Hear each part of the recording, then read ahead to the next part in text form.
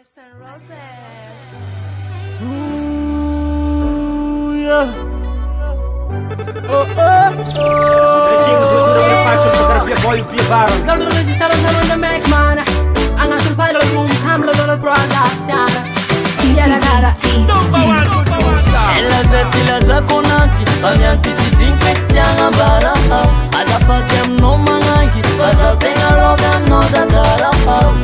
Avakono pilota armet na kararis kotsy aboaka ketontsika zekire lovontsika re sady harifomba Sa magniry iaraka aminao aminao ialy sa magniry iaraka aminao nyataorananao iaraka olaka satagnatingo magniry tiataonao roza azaza Mila fitiavagna boka aminao Za magniry iaraka sabatra miaraka aminao Mila fitiavagna boka aminao Aux yeux de vue, j'avais l'impression de t'avoir toujours connu. Ton sourire, mon soleil, ta tendresse émerveille, t'es la lumière qui m'illumine. Une étoile qui me fascine, contre toi si lui plairait.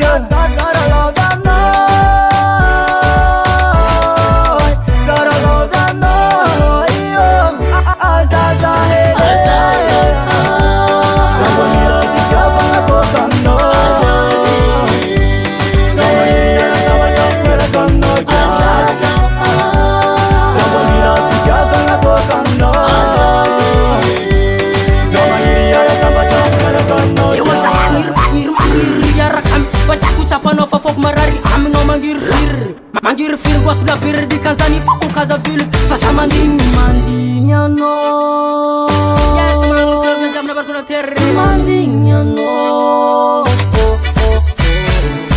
azaza Mila fitiavagna boka aminao